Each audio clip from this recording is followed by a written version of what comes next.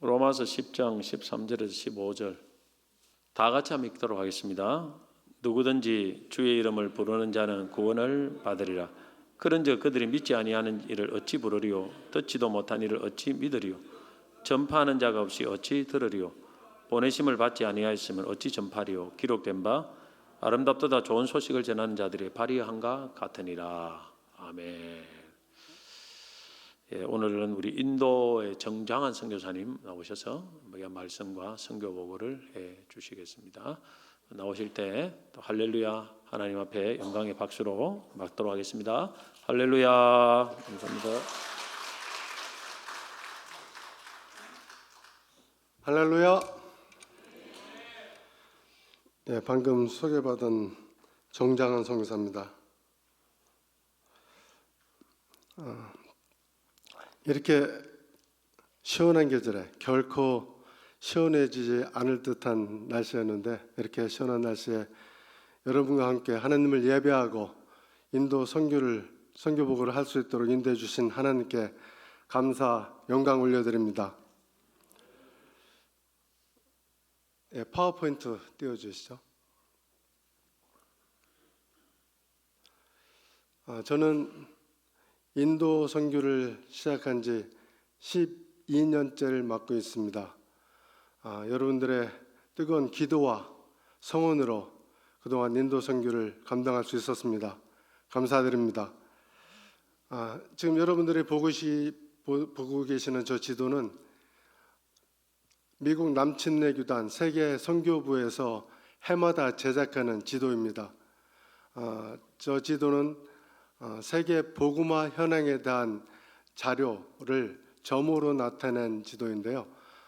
보시다시피 빨간 점은 교회가 없고 미전도 족속이 많은 믿지 않는 사람들이 많은 지역을 나타낸 표시입니다. 그리고 초록색 점은 교회가 많이 있고 또 믿는 사람들이 많이 있는 지역을 나타냅니다. 인도는 저렇게 가장 빨간색으로 나타나고 있죠. 세계에서 가장 미전도 종족이 많은 나라이기도 합니다. 다음. 미전도 국가라 하면은 복음화율이 2% 미만인 나라를 미전도 국가라 합니다. 인도의 복음화율은 2%가 채 못 미치는 그런 복음화율을 나타내고 있습니다. 인도 내 그 모든 종족은 2,700여 종족이 있습니다. 그 중에 미전도 종족은 2,444 종족이 있습니다. 인도는 작년에 중국을 뛰어넘는 인구가 14억이 넘는 지상 최대의 인구가 되었습니다. 80% 이상이 힌두가 종교이고 나머지 소수 종족으로 이루어져 있습니다. 인도는 우상의 나라입니다. 자기들 스스로 3억 3천만 이상의 우상이 있다고 합니다. 근데 그 우상이 지금도 그 우상의 숫자는 늘어나고 있다고 합니다. 왜냐하면 자기가 믿고 싶어하는 어떤 대상을 놓고 우상을 만듭니다. 그래서 모든 것이 어떠한 사물이든 어떠한 대상이든 그들의 우상이 됩니다. 그래서 지금도 우상이 늘어나고 있는 우상의 나라이기도 합니다. 그 우상 숭배로 인한 인도 사람들은 각종 우상 숭배의 폐해 속에 고통 가운데 살아가고 있습니다. 다음.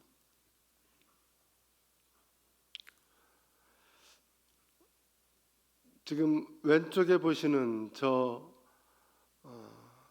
형상은 인도의 큰 신 중에 하나인 시바라는 신을 상징하는 형상입니다. 남자의 그 난근 모양을 대리석으로 깎아서 놓고 밑에는 여성성을 나타내는 그런 모양입니다. 저 모양에 기름을 붓거나 우유를 붓고 또 물을 붓고 자기들의 그 복을 기원하는 기도를 드리고 있습니다. 또한 인도에는 북부에, 특별히 북부에 많은 그 우상의 형상이 있는데요. 특히 이제 그 힌두의 그 템플에는 그 남녀가 사랑하는 그런 모습을 조각한 형상들이 많이 있습니다.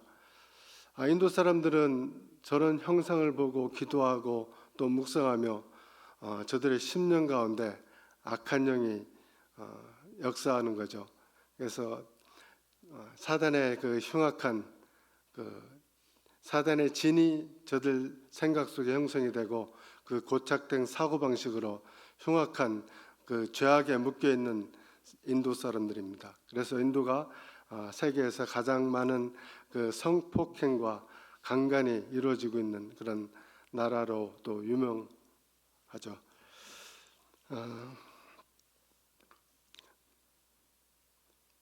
인도는 우리의 상상으로 정말 상상하기 어려운 그런 흉악한 죄악들이 나타나고 있습니다. 그것이 우상 숭배의 폐해이고 또 우상 숭배 중에 나타난 인도 사람들의 고통이기도 합니다. 이 사단의 흉악한 진과 저들의 사고 방식이 오직 예수 그리스도 그 복음만으로 깨트릴 수 있습니다. 다음, 인도는 또 소숭배로 유명합니다. 우리 외국인들이나 저희가 피부로 쉽게 접할 수 있는 우상 숭배 중에 하나가 저 소숭배입니다. 많은 소들이 이렇게 도로나 인도 어디에나 저렇게 소들이 길을 건너고 있고 길에서 또한 휴식을 취하고 잠을 자고 있습니다. 사람들은 낮이고 밤이고 저 소들을 피해 다니고 있으며 또 밤에는 특히 소들이 보이지 않으니까 차가 다니면서 큰 사고를 당하기도 합니다. 물론 소도 죽고 차도 크게 부서지기도 하고 사람이 또 죽기도 합니다. 그러한 일들이 있음에도 불구하고 어떠한 조치도 없습니다. 경찰관이 나서거나 또한 마을 주민들이 소들을 저 길에서 제어하기 위해서 어떤 행동도 하지 않는 나라이기도 합니다. 소숭배의 원인은 인도 사람들이 믿는 힌두교의 경전에 소를 해치는 것을 금하고 있습니다. 그 소는 인도의 큰 신이 타고 다니는 그런 동물이기도 하고요. 또 그 소들을 보호하는 그런 신이 있습니다. 그러기에 인도 사람들은 소를 숭배하고 보호하고 또 이렇게 숭배하고 있습니다. 또한 경제적인 원인도 있습니다. 소들이 없으면 저들 예전부터 내려오던 인도의 농경 사회가 이루어질 수가 없습니다. 소는 쟁기질로 그 농업 수단이 되고요. 또 우유로 저들의 식품이 나오기도 합니다. 그리고 소 분비물은 비료로 쓰이기도 하고 또한 그 연료, 소똥을 말려서 연료로 씁니다. 가정에서 취사 연료로 쓰기도 합니다. 그래서 소는 저들의 농경사에서 없어서는 안 될 그런 귀한 동물이기도 합니다만 그것을 이용한 힌두교에서 소를 보호하는 그런 법을 만들고 있는 것입니다. 최근에는 소 도축 금지법이 제정이 되었습니다. 몇 년 전에 제정된 그 법으로 인해서 소를 마을마다 등록하고 소를 보호하는 소 자경단이 만들어지고 있습니다. 그래서 소를 도축하거나 소를 잡아먹고 또 그것을 고기를 보유하고 있는 누구라도 마을 사람들이 들어가서 사적인 제재, 그러니까 폭력을 휘두르고 또 그로 인해서 많은 사람들이 죽기도 했습니다. 최근에 이 소 도축 금지법으로 인해서 많은 이슈가 일어나기도 하고 저들이 또한 고통을 받고 있습니다. 저는 예수님이 오는 징조 중의 하나로 인도 거리에서 소가 없어지는 그날에는 예수님이 곧 오실 것이다라고 생각도 하고 있습니다. 그만큼 소 숭배와 소로 인한 문제가 많이 나타나고 있습니다. 다음. 인도는 참 복음의 장벽이 많이 있습니다. 날씨가 너무 뜨겁고 올해 한국도 기상 이변으로 많이 뜨거웠죠. 인도는 4월 달에서 6월 달 보통 40도가 넘습니다. 그리고 음식은 각종 향신료가 섞이고 맵고 짜서 외국인들이 도저히 접근하지 못하는 그런 음식도 많이 있습니다. 또한 역사적인 이슈로 인도는 영국 제국주의가 330년 이상 각종 탄압 정책으로 지배한 그런 식민지 역사를 가지고 있습니다. 이런 식민지 역사로 인해서 인도 사람들은 기독교를 증오하게 되었고 배타하게 되었습니다. 그러한 결과로 지금 복음의 장벽을 만드는 그런 정책이 실시되고 있죠. 그리고 폭력적인 박해로 인도 내에 있는 교회들이 많이 불타고 또 핍박을 받고 있습니다. 심지어 종교 개종 금지법이라는 법을 만들어서 힌두교에서 무슬림이나 기독교로 개종하는 것을 금하고 있습니다. 이 얘기는 만약에 선교사나 현지인 목사라도 복음을 길에서 전하거나 노방에서 복음을 외치면은 즉각 체포할 수 있다는 의미이기도 합니다. 그리고 선교사들 비자나 또 세금 납부의 어려움으로 많이 철수를 하고 있고 또한 추방을 당하고 있습니다. 인도에는 이러한 많은 복음의 장벽들이 있습니다. 이러한 원인은 나렌드라 모디라는 사람이 총리로 2014년에 당선이 되었는데요. 지금까지 3번 연임하여 10년 이상 정권을 잡고 있습니다. 이 집권당은 힌두 급진적인 민족주의자들입니다. 인도를 완전한 힌두 국가로 만들기 위해서 강력한 힌두 민족주의 정책을 펼치고 있습니다. 모디 수상이 2014년에 집권을 하고 나서 공언한 것이 모든 기독교 선교사를 추방하고 교회를 뿌리 뽑자라는 말을 힌두 정권 내에서 공언을 했습니다. 그래서 지금까지 많은 선교사들이 추방을 당하고 있고 또 교회를 심지어는 불태우기도 하고 또 지역 주민들이 돌을 던지고 핍박하고 있는 것입니다. 또한 모디는 힌두 정책에 반하는 모든 NGO 단체 2만 개 이상의 NGO 단체를 추방했습니다. 거의 모든 NGO 단체가 기독교 단체이고 또 힌두 정책에 반하는 단체라 추방을 당한 것이죠. 거의 모든 NGO 단체가 추방을 당했다고 해도 과언이 아닙니다. 작년 5월부터 인도 북동부 주의 하나인 마니푸르라는 주에서는 기독교인에 대한 대대적인 그런 핍박이 있었습니다. 부족 간의 갈등이 확대되고 또 종교 분쟁으로 비화가 되어 교회들을 불태우고 심지어 믿는 사람들의 집을 불태우고 또 죽이고 심지어 총격전까지 벌려지는 그런 방해와 폭력적인 핍박이 있었습니다. 모디 수상 중앙정부에서는 이를 방관하며 기독교인들이 사라지길 바라는 그런 마음에서인지 그저 방관만 하고 있었습니다. 이런 방화, 핍박, 폭력은 각 개주에서도 각 개교에 대한 공격들이 나타나기도 합니다. 저희들도 주일 예배를 마치고 마을을 나오는데 마을 사람들이 저희 차량을 공격해서 크게 파손되는 그런 일도 겪었습니다. 종교개정법, 이 법이 만들어진 후로 더욱더 교회 핍박과 또 이 폭력이 난무하고 있는데요. 이것은 명백하게 헌법을 위배하는 그런 하위법입니다. 헌법에서는 분명히 종교 자유를 허락을 하나, 보장을 하나, 또 이렇게 하위법이 소수 종교를 핍박하고 또 탄압하는 이런 법을 만들고 있는 것입니다. 모디 수상과 집권당은 법 위에 군림하는 힌두교를 위한 그 힌두 독재를 펼치고 있는 것이죠.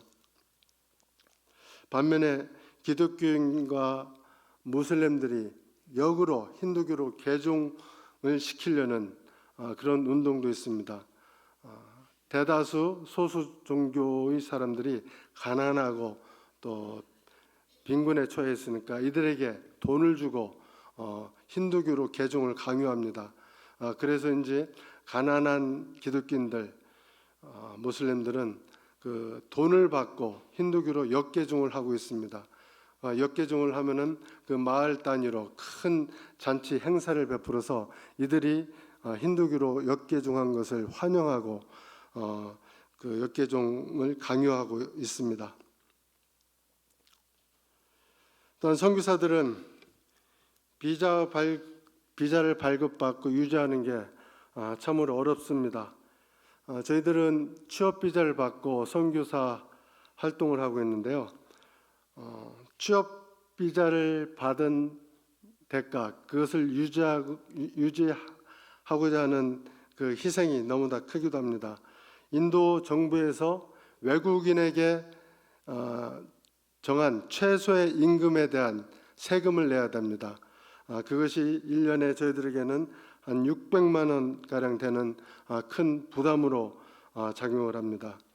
만약에 이 세금을 납부하지 않으면 저희들이 출국할 때 공항에서 구금되거나 또 돈을 낼 때까지 잡혀 있어야만 됩니다. 그리고 5년 이내 다시 입국 비자를 받을 수 없습니다. 곧 추방을 의미하는 것이죠.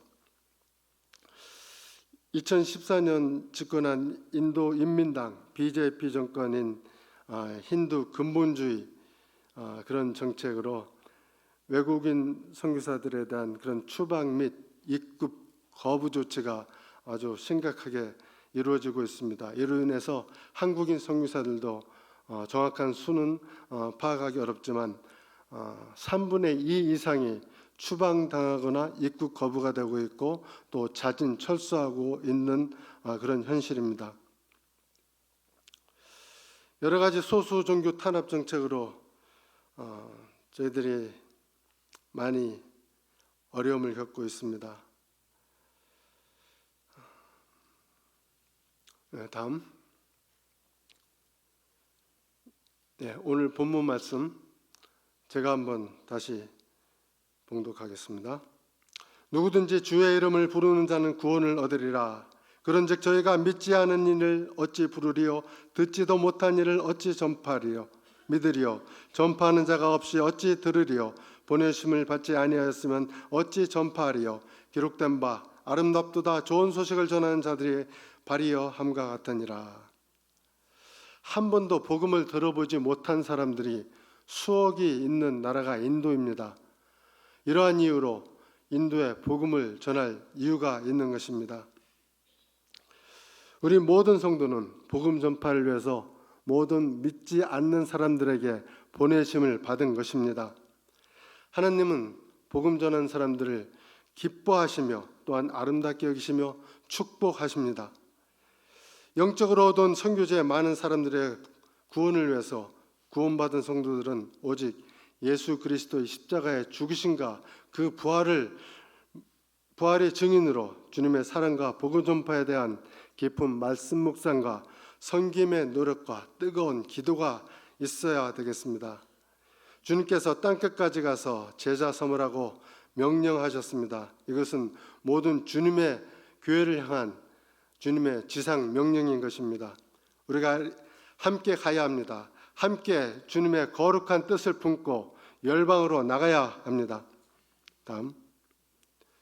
저희가 하고 있는 사역은 이렇게 방과후 교실과 제자 훈련 또 목회자 훈련 사역 세미나를 하고 있습니다. 다음 세대를 위한 사역으로 방과후 교실을 하고 있고 또 이 방과후 학교에서 학생들을 모아 영적으로 어둡고 물질적으로 가난한 아이들에게 공부할 수 있는 환경을 제공해주고 또 잠재 능력을 키워줄 수 있는 그런 교육의 기회를 제공하고 있습니다. 한 번도 교회에 나와보지 않았고 또 부모의 반대로 교회에 나올 수 없는 아이들을 모으기에는 참으로 어려움이 많이 있습니다. 인도에서의 기독교는 최하층민의 종교로 여겨지고 있습니다. 특별히 같은 하층민 카스트라도 하층민 그 카스트가 많이 있습니다. 3천여 개의 카스트로 분류되고 있는데요. 조금이라도 자기가 좀 높은 카스트라면 한 단계 낮은 카스트도 그렇게 박해를 하고 핍박을 합니다. 그러나 저희들이 베푸는 그 교육적인 혜택과 또 아이들이 그 교회에서 받는 그 문화적 교육적 혜택으로 힌두교 가정에서도 아이들을 보내고 있습니다. 그래서 저희들은 방과 교실과 주일학교에 나오는 아이들에게 달란트를 나눠주고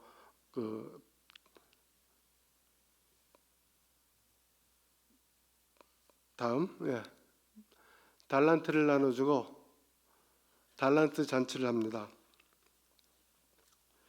저희들이 달란트 잔치를 하는 이유는 아이들에게 저런 아이들이 정말 가난하고 또 문화적인 혜택과 어떤 그 격리된 그런 분위기에 있는 아이들이 저희들이 준비한 그 선물을 보고 정말 기뻐합니다. 어떤 경우는 난생 처음 보는 그런 선물을 저희들이 달란트 잔치에서 얻기도 합니다.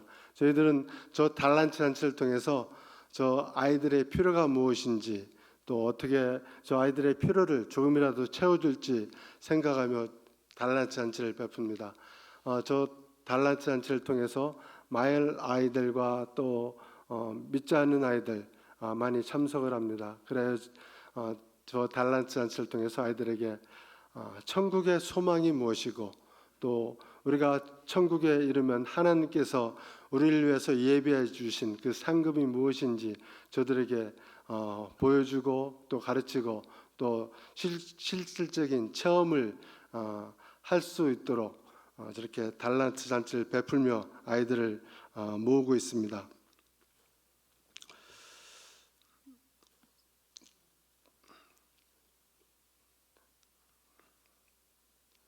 저희들은 저 달란트 잔치와 또 주일학교를 연계해서 아이들이 이 달란트 잔치나 또 방과 교실을 통해서 저 아이들이 하느님을 예배할 수 있는 하느님을 예배할 수 있고 또 하느님의 말씀과 복음을 접할 수 있는 그런 환경에 노출시키고자 합니다. 그래야 저 아이들이 다음 세대로서 인도의 지도자가 되고 복음의 정말 역할을 할 수 있는 그런 크리스찬 리더로 키우기 위해서 크리스찬 세계관을 또 심어주고 있습니다. 성경에 보면 하나님께서 쓰시는 사람을 보면 꿈의 사람이고 또 비전의 사람입니다. 믿음은 꿈이고 비전입니다. 그리고 꿈과 비전은 저들의 미래이기도 합니다. 꿈과 비전은 보는 것과 관계가 있습니다. 인도 아이들은 눈만 뜨면 우상을 바라봅니다. 어딜 둘러봐도 우상뿐입니다. 집안에도 또 거리에도 또 학교에도 심지어 관공서 입구와 안에도 심지어 병원 또 쇼핑몰 어딜 가든 그 우상의 그림과 형상이 있고 또 그 우상을 섬기는 어른들 거기다가 화환을 바치고 또 향을 바치는 그런 우상을 섬기는 어른들만 보고 있습니다. 그래서 저희들은 아이들에게 새로운 그 비전의 눈, 또 믿음의 눈이 열리도록 크리스찬 세계관을 심어주고자 합니다. 믿음은 세계관이 바뀌는 것입니다. 저희 선교사역은 다음 세대에게 복음으로 새로운 선교관과 꿈을 심어주는 것입니다. 방과 교실에 출석하는 아이가 있는데요. 다음. 저 아래에 있는 사진입니다. 고피카라는 10학년 고등학생 아이인 여자 학생입니다. 저 아이는 참으로 열심인 학생입니다. 저희 방과 교실에 빠지지 않고 출석하는 아이고 또 집안일도 열심히 하는 아이입니다. 그래서 저 아이가 학교에서 1등을 합니다. 그러나 가정에서 저 아이는 고난을 받고 있습니다. 아버지가 술 중독으로 인해서 저 아이를 폭행을 하고 또 그로 인해서 저 아이가 많은 고통을 겪고 있는데요. 제 아내와 저 현지 사역자가 저 집에 찾아가서 위로하고 기도해 주는 장면입니다. 어머니가 새벽부터 나가서 일을 해야 되기 때문에 저 아이는 눈을 뜨면서부터 집안일을 하고 또 학교를 마치고 돌아오자마자 집안일을 하면서도 불구하고 또 방과 교실에 나와서 열심으로 배우고 또 주일학교 나와서 하나님을 예배하는 그런 아이입니다. 어느 날 밤 저 아이는 교회 와서 아버지로부터 폭행을 당하고 울면서 왔습니다. 그래서 사역자들과 함께 저 아이를 위해서 기도하고 또 저 아이 아버지가 술 중독으로부터 해방이 되고 예수님을 만나서 또 자유함을 누리고 저 가정이 정말 그리스도 안에서 행복하고 저 아이가 주님께서 주시는 그 말씀과 또 예배하는 그 기쁨으로 행복하게 살아가길 위해서 함께 기도하고 있습니다. 여러분도 함께 기도해 주십시오. 다음 여름 성경학교에 아까 말씀드렸지만은 인도는 3월 달부터 뜨거워지기 시작해서 4월 달에 40도가 넘는 기온이 되고 있습니다. 그래서 6월 달 이후 7월 초순까지 40도가 넘는 기후가 되고 있는데요. 그래서 여름방학을 4월 중순부터 6월 초순까지 여름방학이 시작되고 있습니다. 여름방학이 시작되면 각 교회마다 5일이나 7일 동안 여름 성경학교를 합니다. 저 여름 성경학교를 열면은 지역적인 어떤 아이들에게는 축제가 됩니다. 지역 문화가 된 거죠. 그래서 주일학교 아이들 또 저희들은 방과후 교실 아이들과 또 그 지역 아이들과 함께 와서 말씀을 배우고 또 하나님을 예배하게 해야 됩니다. 이 여름 성경 학교로 인해서 지역 교회가 또 주일학교가 부흥하고 있고 자라고 있습니다. 다음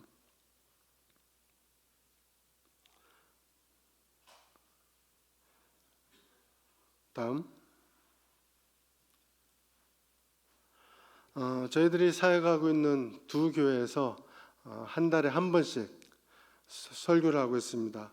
주로 예수님께서 명령하신 지상 명령으로 부탁하신 영혼 구원과 제자 삼는 것을 주제로 설교하고 있고요. 구원의 확신과 복음 전도에 또한 도전을 주고 있습니다. 다음 인도의 젊은 형제들과 또 청년들에게 제자훈련 성역 공부를 하고 있습니다.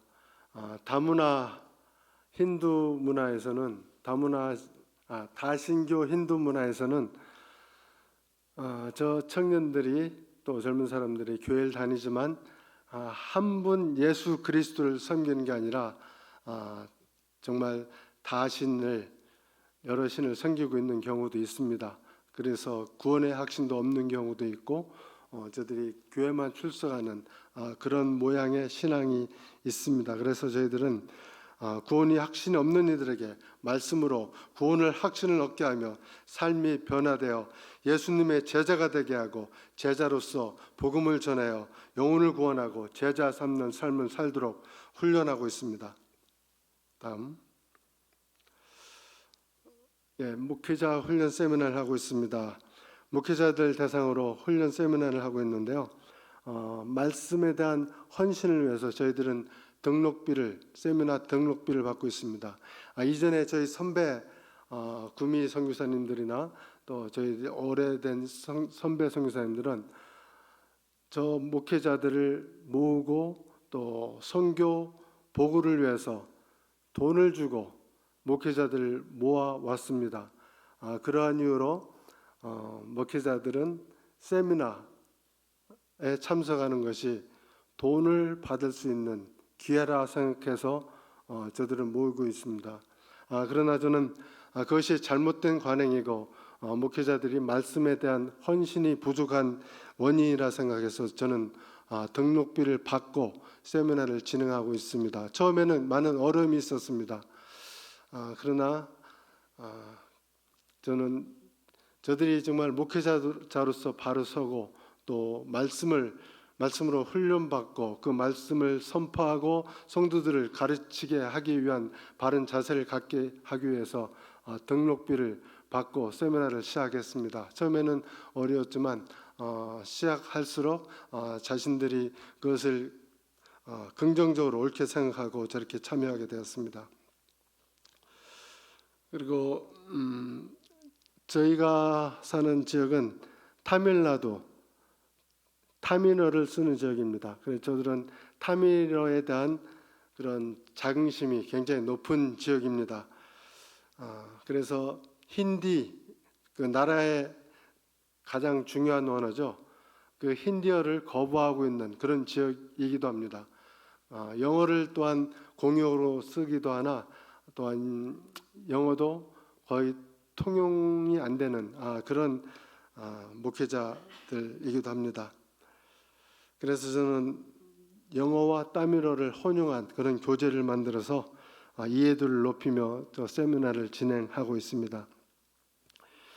이 과정을 수료하기 위해서는 엄격한 출석 관리 그리고 성경 암송, 성경 유학을 통해서 수료를 하게 하고 있고요. 수료 전에는 시험을 통해서 또 통과하야만이 저 세미나를 수료를 할 수 있게끔 하였습니다. 이런 세미나가 필요한 이유는 대부분 독립교단의 목회자들은 신학 교육을 받지 못한 그런 목회자이기도 합니다. 단기 코스 신학 훈련을 받기도 했지만 대다수가 자원에서 목회자가 된 그런 분들이 많고요. 또 심지어는 글쓰기를 이제 말하고 또 설교하는 데까지는 되는데 글쓰기를 어려워하는 분들이 또 있는 그런 목회자들이기도 합니다. 그래서 이런 세미나가 필요한 것이죠. 이 복음 전파를 확대하기 위한 영적 지도자들을 깨우기 위한 이런 세미나이기도 합니다. 저런 목회자들은 처음에는 구원받은 기쁨과 또 열정으로 목회를 시작합니다. 그러나 시간이 지나면서 말씀을 공부하고 하나님의 뜻을 전하기보다 축복 기도와 또 귀신 쫓고 병 고침을 받게 하는 그런 치유 사역을 중심으로 하는 그런 치유의 은사나 신비한 체험을 추구하는 그 힌두 사제들과 다를 바 없는 것을 목회라기고 그런 사역을 목회를 하고 있습니다. 이러한 현지 목회자들이 그리스도의 복음에 합당한 말씀의 능력과 신학적인 지식을 저들에게 체계적으로 또 구비시키기 위해서 이 세미나를 하고 있습니다. 이 현지 목회자들이 말씀의 능력을 얻고 복음을 전하며 또 말씀을 선포하는 목회자들로 변화받을 때 인도 교회가 부흥하며 어둠 속에 죽어 있는 많은 타밀 영혼들이 죽게 돌아올 줄 믿고 목회자들을 훈련 교육시키고 있습니다. 다음. 저 아래에 있는 사진은 조빈과 아니타라는 그 목회자 부부입니다. 저희가 첸나이에서 하고 있는 목회자 세미나에 참석을 했었는데요. 저들이 아버지가 목회하는 곳으로 가서 지금 목회를 하고 있습니다. 그곳은 인도 최남단 까냐쿠마르라는 작은 도시인데요. 첸나이로부터 약 700km 가량 떨어져 있습니다. 그래서 저희를 초청해서 목회자 세미나를 하였습니다. 저들 특별하게 언급하는 것은 현재 목회자들 대다수가 선교사들을 만나면 동으로 여깁니다. 어떻게든 지원을 받고 돈을 얻을 수 있고 또 사역적인 도움을 받을 수 있을까라고 생각하는데 저 부분은 어떻게 하면 선교사를 도울까? 심지어는 선교사에게 교통비라도 지원해서 선교 사역을 도울까 생각하는 그런 목회자들을 만났습니다. 그 부부가 저들 부부인데요. 하나님께서 저들 부부를 통해서 저희 세미나를 저 먼 곳에 가서 세미나를 할 수 있었고 또 저희들이 많은 위로와 또 오히려 격려를 받았던 그런 부부이기도 합니다. 저곳에서 거리가 멀리 떨어져 있어져 가지고 저희들이 이 목회자 세미나를 13주를 하고 있는데요. 저곳에서 7일 동안 세미나를 하게 됐습니다. 저 혼자서 하루에 7시간씩 7일 동안 세미나를 하게 됐는데요. 이것이 너무 과해했던지 저 아내가 대상포진에 걸리게 되었고 또 그로 인해서 후유증으로 지금까지 조금 고통을 당하고 있습니다. 다음. 크리스마스 시즌이 되면은 인도에서도 복음을 또 환영하고 복음을 받아들이는 그런 경향이 있습니다. 크리스마스가 세계적인 축제인 것이죠. 그래서 저희들은 주변 마을의 아이들과 또 주민들을 초청해서 함께 예배하고 주님께서 우리를 구원하러 오신 그 날을 기념하고 또 함께 예배하고 있습니다.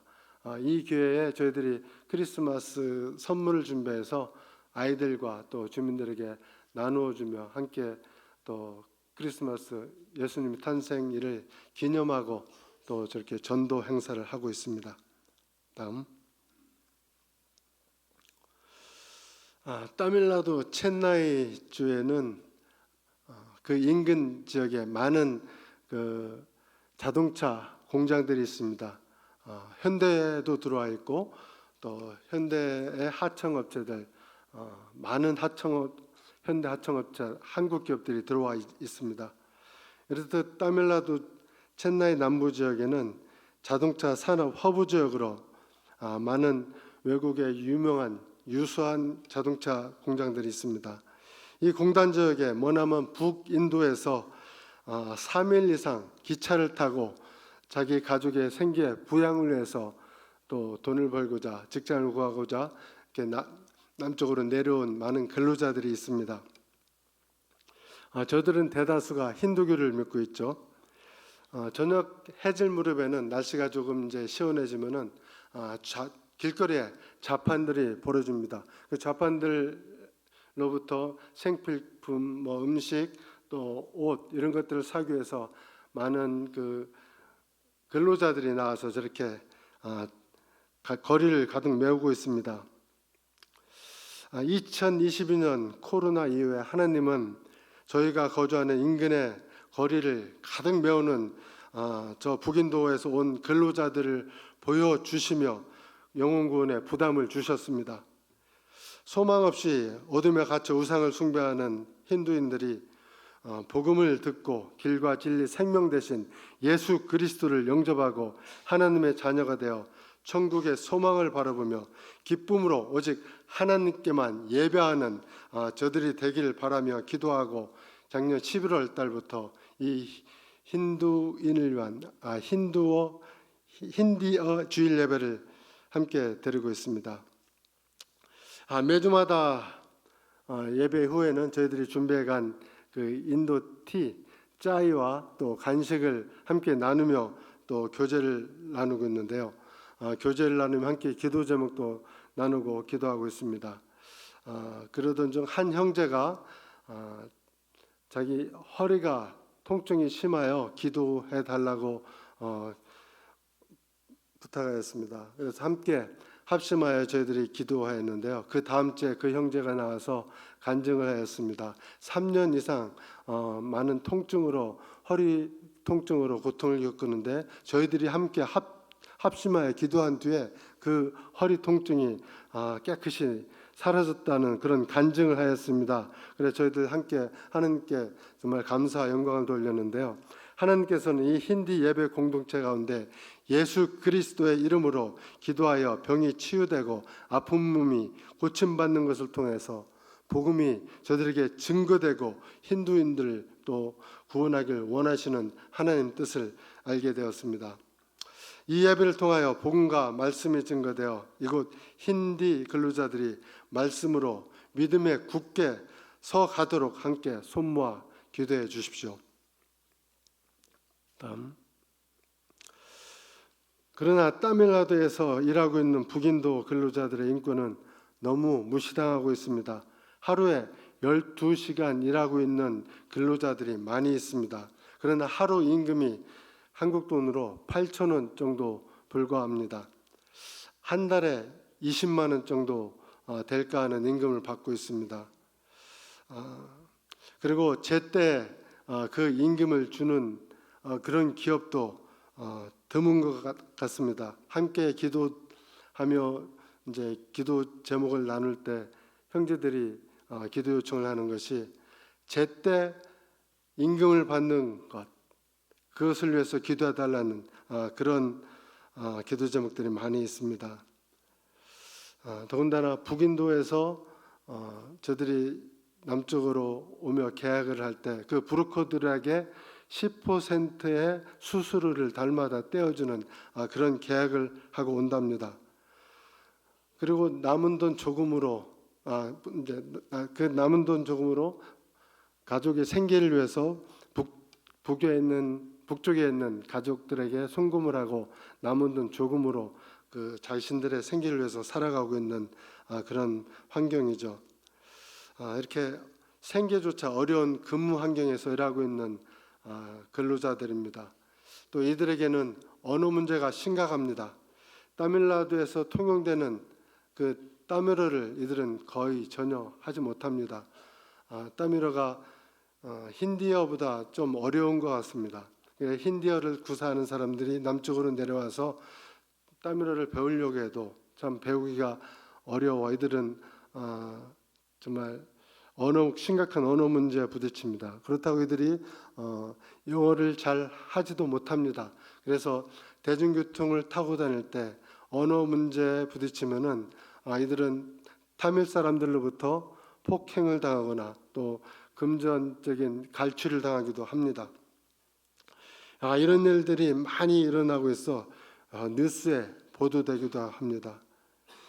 이렇듯 고향과 가족을 멀리 떠나 언어와 풍속이 다르고 인권이 유린되며 근무 환경이 너무 열악해서 쉽게 일자리를 또한 포기하고 고향으로 돌아가는 그런 근로자들이 많이 있습니다. 몇 달도 안 돼서 고향으로 이렇게 돌아가는 근로자들이 많이 있다 보니 저희 예배에 참여했던 사람들도 조만간 사라지곤 합니다. 이런 이유로 정말 저희 예배에 참석하는 인원도 일정치도 않고 또 예배를 유지하기도 어려운 그런 지경에 처할 때도 있습니다. 또한 주일에도 일터로 나가는 그런 환경에 있는 그런 근로자들이 많이 있습니다. 격주제로 일을 하는 그런 공장들이 있는 것이죠. 몇 주 전에는 메갈라야라는 그 북동부 지역에 있는 주에서 온 형제들이 있었는데요. 그 형제들 3명이었는데 2명은 캐톨릭 신자랍니다. 그리고 1명은 개신교 다니다가 왔는데 이 형제들이 정말 격주로 한 번씩 나오지만은 그럼에도 불구하고 그들이 정말 예배에 참여하는 모습이 그렇게 귀하고 아름다울 수가 없었습니다. 이렇듯 어려운 환경에서 하나님을 찾고 예배하는 형제가 있다는 것이 저희들에게는 위로가 되고 또한 힘이 됩니다. 이들이 말씀과 또 그 하나님께 예배를 하며 믿음에 바로 서 갈 수 있도록 기도해 주십시오. 교회 주변 또 주일 오후에는 여러분들 보시듯 저렇듯 시골 거리인데 사람들이 엄청 많이 이렇게 다니고 있습니다. 그러나 하나님을 저들이 알지 못하게 교회를 찾지 못하고 하나님을 찾지 못해서 저들은 방황하고 있습니다. 그래서 저희들이 복음을 전하고 예배에 저들을 초청하고자 전도지를 만들어 돌렸습니다. 그러나 인도에서 전도지를 만들어 돌리는 것조차 위험한 상황에 처해질 수도 있어서 저희들이 참 조심스럽습니다. 그러나 성령의 역사하심과 인도하신 가운데 저들에게 복음이 전해지고 함께 예배 드리는 사람들의 수가 늘어날 수 있도록 함께 기도해 주십시오. 전도와 예배 인도를 위한 힌디어 사역자와 동역이 간절히 필요합니다.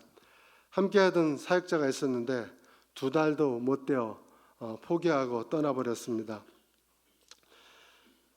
타밀어의 정말 자긍심이 높은 이 타밀나두 지역에서 힌디어를 구사하는 사역자를 구하기가 너무나 어렵습니다. 영혼 구원을 위한 복음의 열정에 매여 삶을 온전히 드릴 수 있는 그런 힌디어 사역자를 구하고 있습니다. 이를 위해서도 함께 기도해 주십시오. 다음,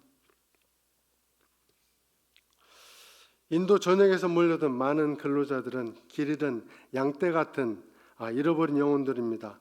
이들에게 복음을 전하고 또 영혼을 구원하여 제자 삼는 교회, 그리고 저들을 다시 파송해서 고향에 파송해서 또 다른 제자 삼는 교회를 세우는 그런 재생산하는 교회를 개척하는 것이 저희 소망입니다. 이런 힌디어 예배를 하고 있는 것이 그런 재생산하는 교회를 개척하기 위함입니다. 그러나 현재 인도의 영적 상황은 외국 선교사가 홀로 직접 나서서 복음을 전하고 교회를 개척하는 일은 너무나 위험한 상황이고 어려운 일입니다. 그래서 영어와 힌디어를 잘하는 현지 사역자를 찾고 있고 또 현지 사역자와 한 팀을 이루고 복음을 전하며 잃어버린 영혼들을 구원하여 제자 삼는 사역을 위해서 함께 기도해 주십시오. 다음, 인도에서의 선교는 결코 쉽지가 않습니다. 공중 권세 잡은 자의 인도의 정책이 너무나 사악해지고 있고 또 복음의 빗장을 굳게 잠그고 있습니다. 교회를 핍박하고 압제하는 그런 정책 가운데 선교사들을 추방하고 있습니다. 비자 세금 정책을 강화해서 선교사들의 활동을 억제하고 금지하고 있습니다.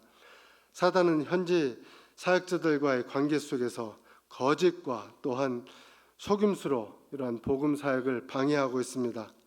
그러한 가운데 선교사들은 지치고 힘들고 또 절망과 두려움에 빠질 때가 있습니다. 포기하고 돌아가고 싶은 그런 마음이 때론 들 때도 있습니다. 그러나 주님께서는 우리의 구원을 위해서 포기하지 않으셨습니다. 십자가에서 하나님과 원수되었던 우리의 모든 죄를 대신해서 징계를 받으셨습니다. 우리 죄를 대신해서 수치와 멸시 그리고 고통을 대신 받으셨습니다. 그러나 그 십자가의 고난을 우리의 구원을 위하여 죽기까지 참으시고 인내하시며 우리 죄를 대신해서 죽으셨습니다. 죽기까지 참으신 우리 주 예수 그리스도의 그 인내와 사랑을 생각할 때 우리를 복음 전파자로 부르신 그 사명을 결코 포기할 수 없습니다. 다음, 인도는 영적으로 어둡고 선교사를 추방하고 핍박하는 그런 도전적인 환경입니다.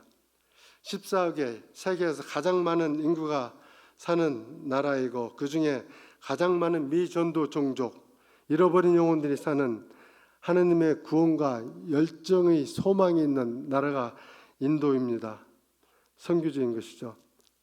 에스겔서 37장에 등장하는 골짜기의 마른 뼈와 같은 이야기는 절망적인 상황에서도 하느님의 말씀의 능력으로 소망과 회복이 가능하며 우리에게 새로운 소망을 주는 메시지입니다. 선지자 에스겔은 하나님의 인도하심으로 마른 뼈가 가득 찬 골짜기로 인도함을 받습니다. 하나님은 에스겔에게 마른 뼈들에게 하나님의 말씀을 대언하라고 명령하십니다. 에스겔은 하나님의 말씀을 전하자 뼈들이 서로 연결되고 힘줄이 붙고 살이 붙고 또 가죽으로 덮입니다. 하나님은 에스겔에게 생기를 향해 대언하라고 명령하고 생기가 몸에 들어가자 뼈들은 살아나 하나님의 큰 군대를 이룹니다. 하나님은 에스겔에게 이 환상과 명령을 통해서 우리가 어떤 절망적인 상황에서도 하나님의 말씀을 증거하고 선포할 때 새로운 생명들이 일어서고 하나님의 군대가 될 수 있음을 보여줍니다. 복음을 듣지 못하고 영적인 어둠과 우상 숭배로 잃어버린 인도의 수많은 영혼들에게 복음을 전파하면 저들은 영적으로 죽어있는 상태에서 벗어나 하나님의 생명으로 충만한 삶을 살 수 있다는 말씀입니다. 우상을 숭배하는 인도의 잃어버린 영혼들의 구원을 위한 여러분들의 기도와 물질의 동역은 인도의 새로운 부흥의 불꽃으로 타오를 것입니다. 이 영적인 전투에 참여하는 여러분의 동역으로 타밀나두 지역에 저희 사회 가운데 마른 뼈와 같이 죽어있는 영혼들이 살아나 십자가 군대가 될 것입니다. 예수님을 알게 되고 제자가 되어 우상 숭배를 타파하고 인도의 영적 부흥의 새로운 그 시발점이 될 것입니다. 에스겔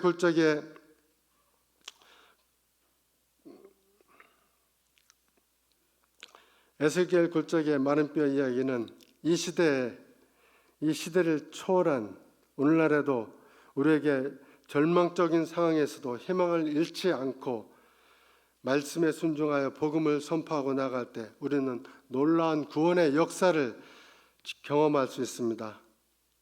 다른 이로서는 구원을 얻을 수 없나니 친히 천하인간의 구원을 받을 만한 다른 이름을 주신 일이 없다고 성경은 선포합니다. 오늘날의 시대가 악하다고 말합니다. 한국교회의 상황이 위기라고 말하기도 합니다. 교회 성도가 줄어든다고 합니다. 대학생, 청년들이 교회를 떠나고 있습니다. 주일학교가 급격히 쇠퇴합니다. 전도하기 어렵기도 하고 또한 불가능하기도 합니다. 여러 가지 원인이 있을 수 있습니다. 그러나 대한민국에 핍박이 있습니까? 종교 개정법이 있어서